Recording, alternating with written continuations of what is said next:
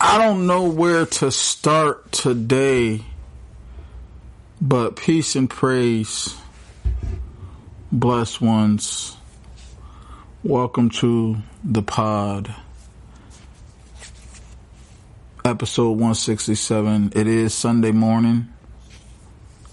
I could be in church, but I'm here with you all. So thank you for those who've took the time to spend with me. I do have to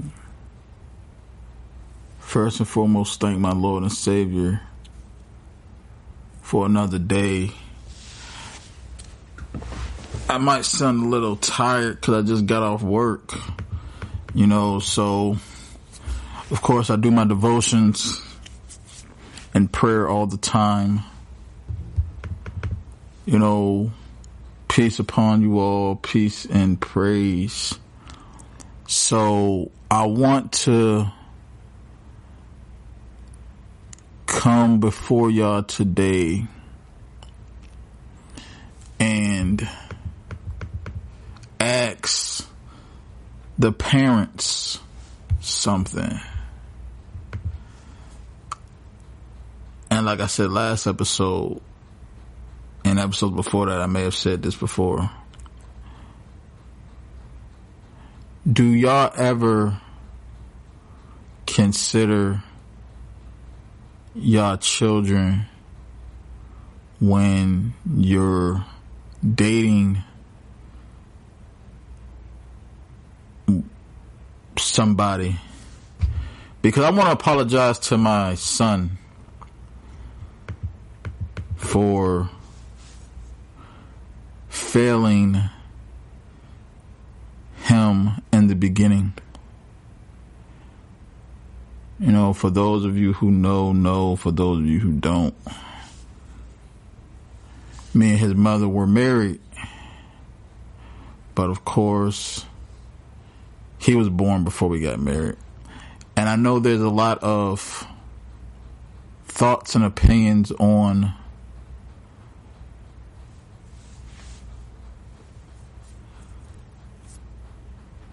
people having children outside of marriage.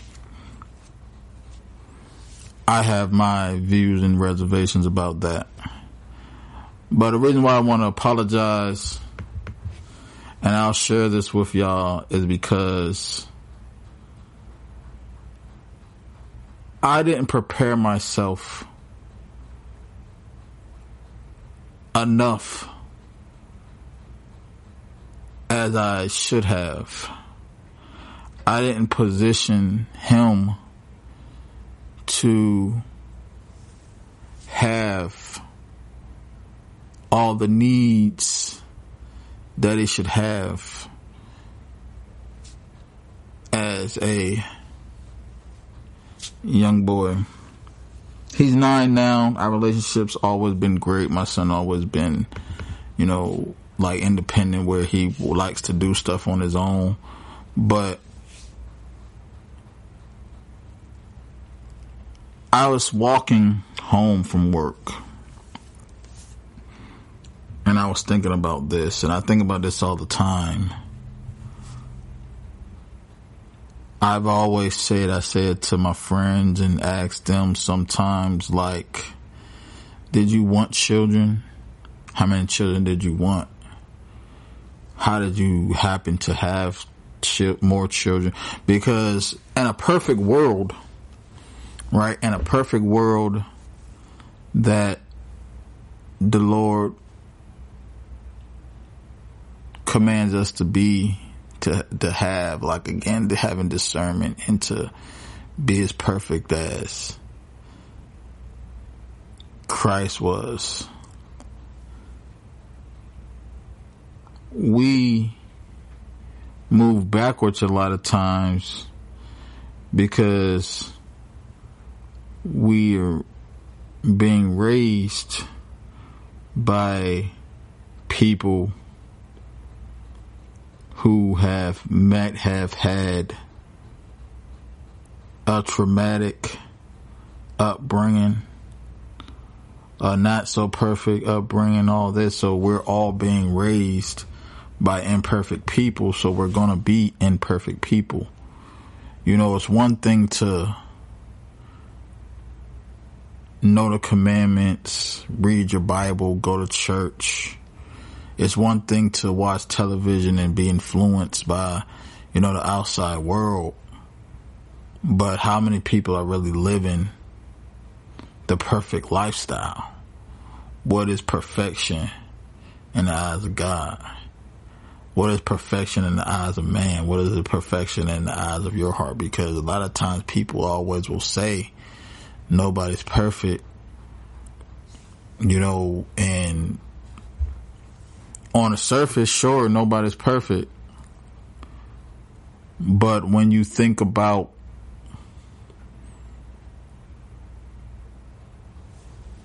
you're human as a human being, you're a perfect human being. You're flawed. I don't deem flawlessness as being perfect. And I could be wrong, because I'm really going off script today. But when I think of perfection, I look at the standard of what's there. Like for me, at one point I wasn't a father. I always wanted to be a family man. I always wanted to be a parent. I always wanted to be married. And, you know, although I'm not married at this moment right now, you know, Lord's will, but I'm still a father. I still have a responsibility to him. And though I didn't ask to be here, neither did he. And because I had an unsuccessful marriage, I had created a split household. Forget about what happens before or after him. I, being the man, being the husband, being the leader, I had an unsuccessful marriage because of my actions. Regardless of what I might feel about how his mother might have intentionally wanted, or what she wanted to do, I made poor choices in my marriage, bad decisions in my marriage, and it caused a ripple effect. And I have to live with that for the rest of my life. People may ask me all the time, you know, get back together. Y'all can get back together. I mean, anything's possible, Lord's willing. I mean, I understand that God doesn't like divorce. Devil loves divorce. But then I have to think about prior. In a perfect world, if we all were following God's command and his word, a lot of us wouldn't be here. Because I'm going to say this, like, I have an older sister, an older brother, and then I have an older sister through marriage and a younger brother through marriage on both sides. Like, my mom's been remarried, my father's been remarried, and they both have children. So it's like, for me, my parents was married before they had me. But I remember asking my mother how many children did she want. And I was kind of I don't really know what happened with that, because my granddad on my mother's side had 40 plus children with multiple women from my understanding, from what I was told by my mother, my grandmother had 12. And my mom was next to the baby, and she said she wanted around the same amount as her. Now, again, if it's Lord's will for you to have them, more power to you. Like, it's hard enough raising one.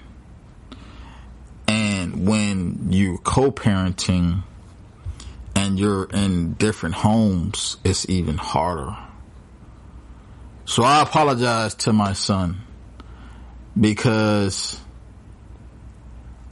I created a space for him to where it's not as perfectly structured as it could be. And again, I don't sit here and dwell on that, but a lot of times I think about it and reflect on it, and I say, man, you know, certain things could have been avoided had I had stayed in faith, remained faithful, and not think about things that could happen after. Because though we have to remember to be vigilant and to know that every day is a battle with temptation, with direction, with obedience, there's always going to be a disconnect when there isn't communication, respect. Because me being married at the time, you know, like I have goals and certain things that I wanted for my life as a man, and then you know, being married and having, like, you know, I have the idea as far as like what a husband is, and know what a husband is, and I know the type of husband that I want it to be. And despite, like, again, my book is dropping February 14th, 2026. Couple weeks, so from the rib. And I've talked about this, like, there's been many things that I wanted to be, and even sometimes sarcastically I would say, you know, because my mother used to oftentimes wake me and my brother up in the middle of the night on school nights, say, you didn't do the dishes, hey, you didn't take the trash out, dude. Like, she was one of those type of parents, because again, my parents were also divorced. But it's like, I remember, you know, when after, you know, they'd been divorced, like I was around my son's age now when they, you know, separated and got divorced or whatnot. But at the same time, it's kind of like there's two different, like, when you grow up a certain way, you kind of adopt certain habits and certain things that you don't realize that's going to trickle down later on. Like I said, I don't know the whole story behind why my parents didn't work out. But what I do know is I love both my parents. I'm sure, I can only hope that they did the best that they can. It's the same thing that I say, like, I hope that my son understands and knows that I'm doing the best that I can. You know, I have been on top. I have been to the bottom. Multiple times. I've lived with people. I lived with relatives. I have had my own. I had room house. So it's like, I know the struggle of not being responsible or disciplined enough to take care of business, and I wasn't taking care of business. I wasn't the best husband that I could have been based on emotions. I wasn't the best father that I feel like I can be based on the emotions. Like the way that I receive and understand parenthood is the same way I carry it as far as like relationship with God is. I'm a child of God. I can go to him when I need things. I can thank him and appreciate him even when I don't need things. It's just kind of like the same. I pray to him. I talk to him. I walk with him. But sometimes I stumble because I have an ego, and I have pride in what I want to do. What I want to do is my life. There's certain things that I want to do that I probably don't need to be doing. And I go back and reflect on one thing about my son, or even my daughter, my goddaughter, my stepchildren and all that. And it's like, man, you know, in a perfect world,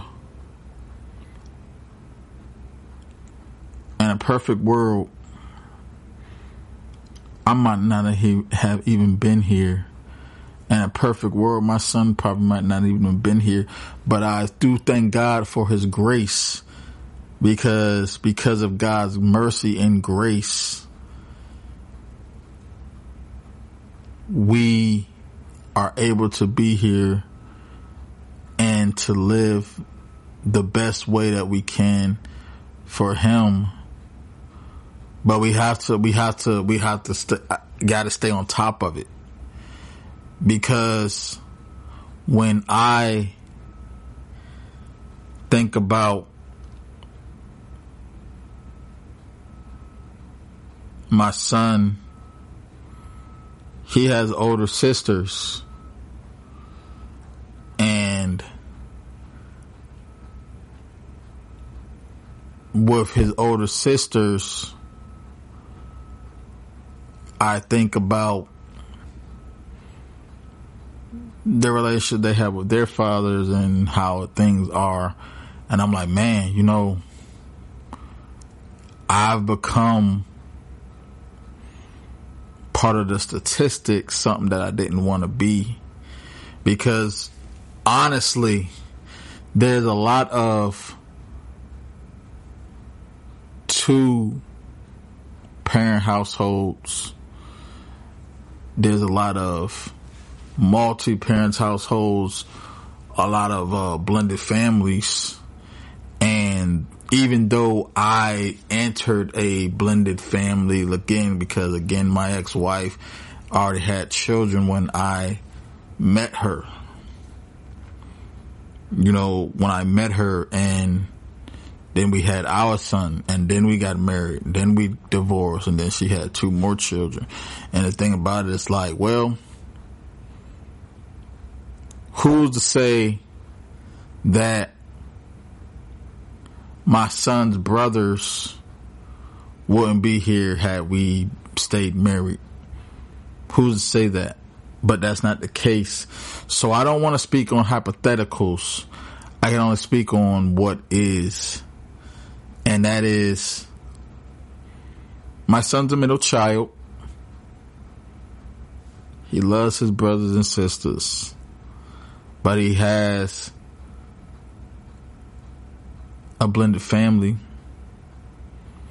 And looking on it today, and it goes back again to when I think about even when God says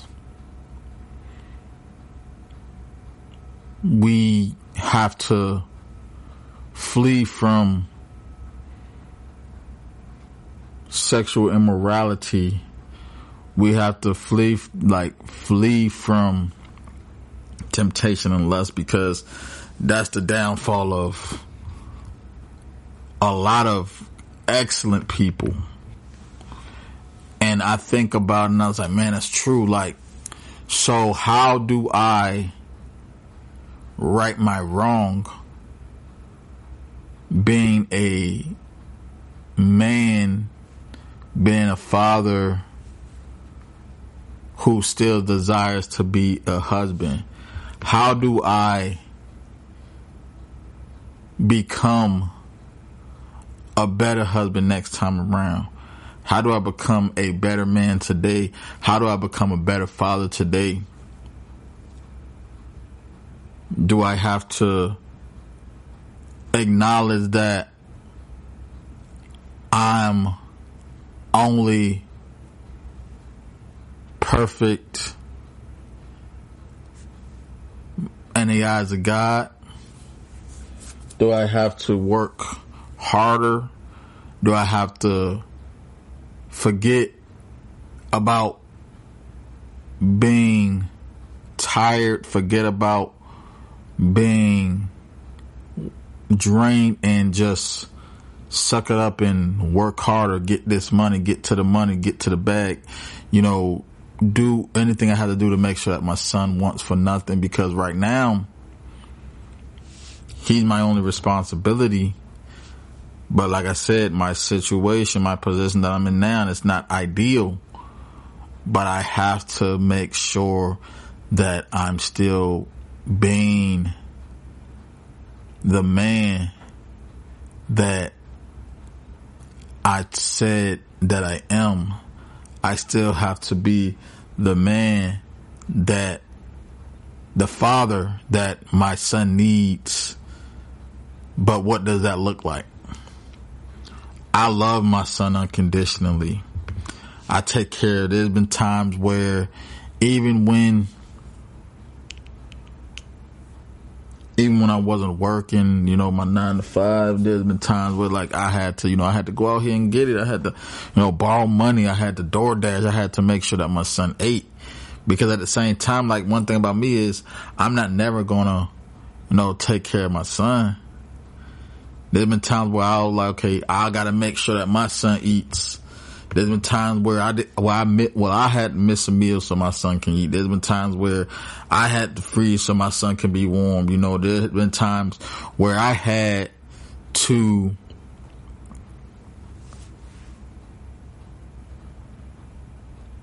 where I would I'll tell, like I said, I don't have a vehicle, right? So sometimes, my son can't come, like I can't get my son because I don't have nowhere to get him.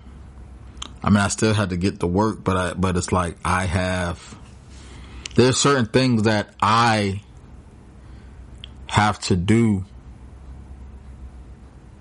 that revolves around other people in order to work things out with making sure he good. Everybody works. Everybody has something going on. It takes a village, and the village be busy. So what do I do about making sure my son stays warm, making sure my son eats, making sure my son has clothes, making sure my son's clean? What do I do as a co-parent? That, because everything costs money. Lean on God. Trust God. I learned the error of my ways, and even today, I've been budgeting my finances, readjusting, my life, and looking at certain decisions certain habits that I've made, and I'm like, man, I really have a problem. I really have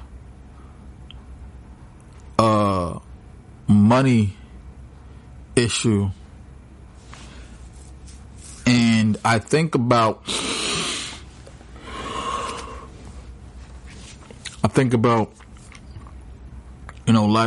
my life decisions every day, because every day I'm affected by my life decisions. But like I said, I don't want to dwell on it. I don't want to dwell on past decisions. But are they still past decisions if I'm still making those decisions? And going, like I said again, to parents, I know a lot of parents who said they didn't want children, but have them. I know parents who might not have had the amount of children that they wanted. They might have more, they might have less, but the thing is, everything is purpose. Like, none of us asked to be here, so we live our life as if, we live it to the fullest because, there's no rules and no guide on how to live. And I always say, you're wrong. There's a way to live. It just all depends on if you believe it or not, or if you want to or not. But again, I can't, who am I to tell somebody what to do with their life? And I think about my son all the time, and I even think about my god baby, who I love dearly. I haven't spoken to her in a while, but I'd be like, man, everything comes with love. It's all about love. God is love. So I can try to break it down. I'll try to bring it to a simpler way. This could be conditioned, but when we're outside, when we're meeting people and we like them, we're human beings, we're gonna have some lust and some temptation when we're in the world and we're partaking in different activity and we're watching certain things. Everything trickles down to what we consume. Not everybody is going to receive certain things the way that they receive, but the thing about it is, some people are free-spirited.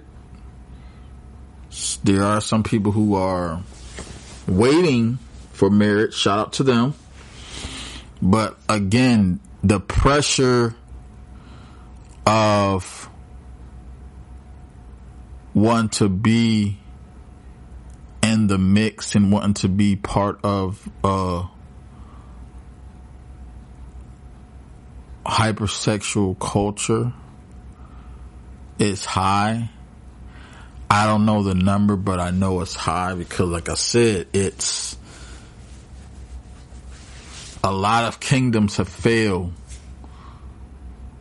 because men and women, but I'm a man, so I'm going to talk about the man. A lot of kingdoms has fallen because of the choices of lust and temptation. We have a lot of sexual assaulted women who has been raped and who have had children. A lot of women who died during giving childbirth, and children has been raised by the parent. And a lot of times men don't want to take their responsibility and take care, but because of society's pressure on men, like, we have to provide. So a lot of children grow up not being loved properly because maybe the parent isn't emotionally available. Maybe the parent is away working so much. Maybe they're not available. Maybe they don't want it. Like men don't have to carry a child. So when a woman is pregnant and there's a quarrel, the men can leave. Women left their children to women has given abortions, giving children up for adoption, and even abusing them, even like beating them is a example of not taking care of your children. And that's a whole nother thing. But my thing is for parents who are raising their children, what is it that you do to make your children feel loved? Do you listen to them? Do you spend time with them? Do you talk to your children? Like me and my son talk, and even though sometimes the conversation doesn't go to get too deep because he is still young, you know, I ask my son about his day. I ask him about how he feels about this, certain things, or what he knows. Like my son's very active, and you know, he'll always, you know, ask me certain things. Like sometimes, you know, he's in that era now where it's like, what does this mean? And sometimes I can't explain it to him because I don't have a definitive definition to certain words, because we like to be so smart where we'll just say certain things to children and think that they're not going to ask us what it means, and then we can't explain it because we have our own personal definition.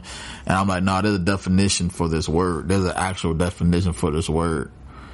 And I'm trying to remember what it was. Me and my son was having this conversation when I was telling my son something. He asked me what it meant, and I told him, and then he said, "What does that mean?" And that's the thing. That's kind of how we get to the core of things. Words have meanings, and the meaning of those words have meanings. It's like, okay, you can be nice but not kind. You can be happy but not have joy. So it's like, what is joy? What is happiness? You know, what is emotions? Like there's certain things that we have to redirect ourselves in understanding. So when I think about my son and our relationship, and I'd be like, man, like I would love to have another child. You know, like again, I love all the children. I love my nieces, nephews. I love my extended children. Like I said, my brother has siblings. I love them. I love, like I said, my goddaughter, my friends' children's and everything. I love them all. But the thing about it is, it's different when you have a bond with someone that comes from you. Like me and my son has a really good relationship. You know, it hurts. Like I'm hurt when he's hurt. Like the other day, he chipped his tooth and I felt bad, and I was like, dang, man, I didn't. Like sometimes, like I remember, and I said this, like in the earlier stages of me and his mother, you know, separating, there's been times where like I would just talking about him would make me emotional, because I would feel like I failed him because I wasn't doing doing what I had to do, to keep the family together. But it's like I have to live with the fact that I'm no longer in the home. And even the times when I do have him, like I said, my son don't live with me. Now, whether he stays with me for 2 weeks or even a month, he still goes back home. Like, again, this is co-parenting. We have to make decisions together as co-parents. But again, what he does at mommy's house might not be the same as what he does at my house. But in order to keep that structure, there needs to be a relationship. There needs to be a conversation, because that's another thing. And I can get into that another time. But I take pride in my parenting. So sometimes when I don't have a car or my own place or enough money, it bothers me, because I'm like, man, how come I'm not driven to get as much overtime as I can? Because again, I have a tolerance, a level of tolerance for certain things. But the thing about it is, I always think about, spending time with my son. Time is one of the greatest things that you can give your child, next to love. Because people can say, they love their children, but one thing that I just read this morning, and I think it's like in 1 Corinthians, it's like he said,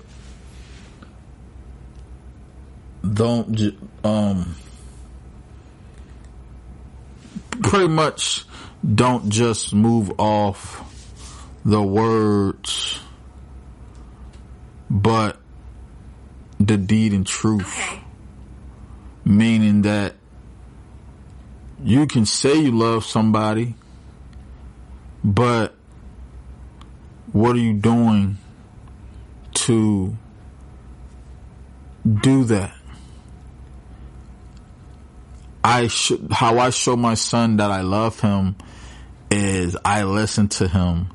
I talk to him. I spend time with him. There's certain things that I do for him, and it's not always just about playing games and spending money, but it's like I listen. I'm patient with him.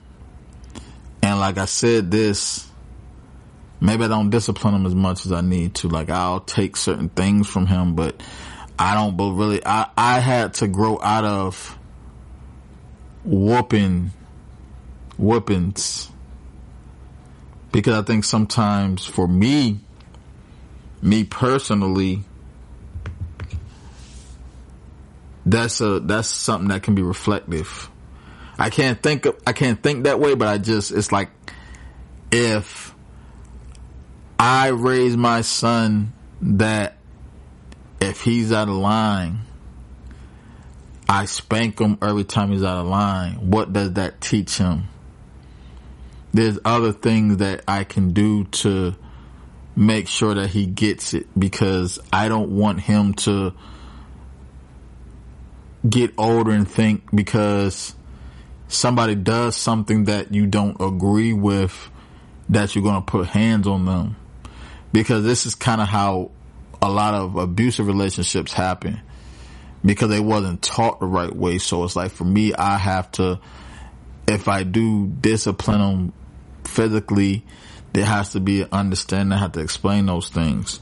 But again, I just started going on a tangent. I didn't mean to go on a tangent, but I just want, let's reflect on, that parents, like I said, this is not just for the parents, but for people who want to be parents or have children that they're taking care of. But just think about the children a little bit more. Like, whether you're dating somebody or even working, like, when you have children, you're left with a gift from God. and a responsibility from God. So when you have children,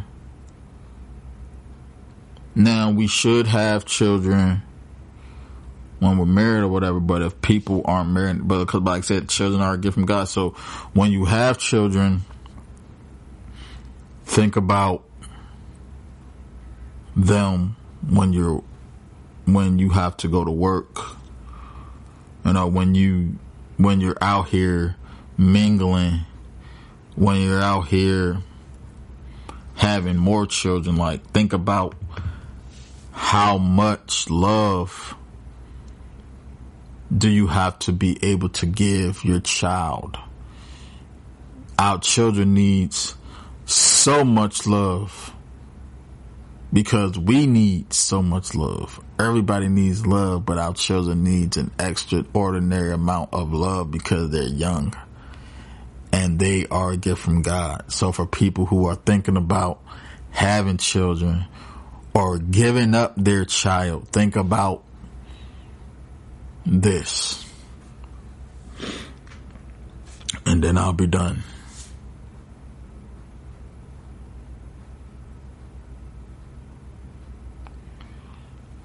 Don't dwell on the what ifs. Hope for the possibilities.